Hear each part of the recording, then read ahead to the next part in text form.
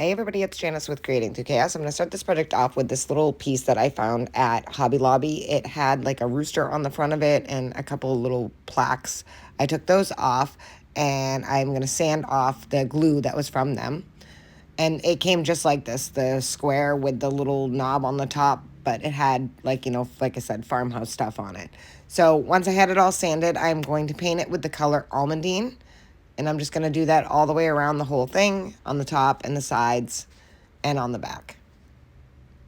I'm going to get a good coat of that on there, cover up some of that white that was on the back and on the top and sides that was kind of faded and it just wasn't in good shape, which is probably why it was on clearance. Once I have that all painted and it's all dry, I'm going to take this napkin and I'm going to separate the plies. So I'm just going to put a piece of tape on either side and peel those plies apart. And then I'm going to add some Mod Podge to the front of my little square here.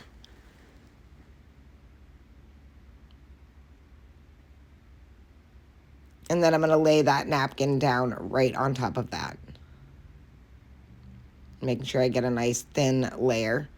I don't want to get a lot of wrinkles, so the least amount of Mod Podge that you use and the better spread out it is, the better chance of no wrinkles. So I'm just going to lay that napkin right on there and then just kind of smooth it out with my fingers. And then I'm going to let that dry. Once it was fully dry, I'm just going to sand off all of that excess all the way around.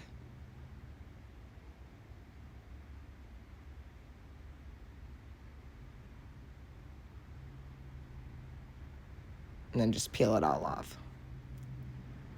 Then kind of clean up my edges. And then once I have that all sanded and it's all cleaned up, I'm going to take my antique wax and I'm going to wax that little part at the top to make it into a stem. And then I'm just going to kind of run some wax all the way around the whole thing. Getting all of those edges, a little bit on the top here. And then I'm going to take a baby wipe and kind of run it across to kind of smooth all of the wax out.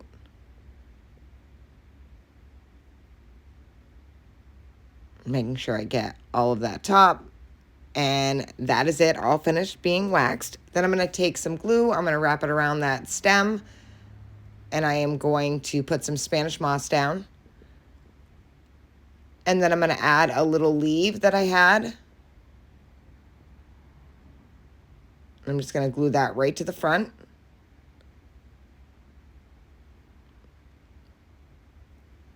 And then I had this little berry pick, and I'm going to add that right to the front of the leaf. I'm just going to kind of figure out my placement of it and then glue it down. And then hold that in place until it sets. And I think this is turning out so super cute. And then I made a bow out of twine.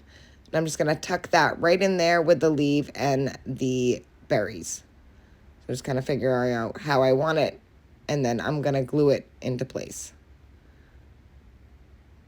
So once I have that all glued in place, I'm going to cut down the excess on the strings because it was pretty long. So I'm just going to make it fit the size of the pumpkin.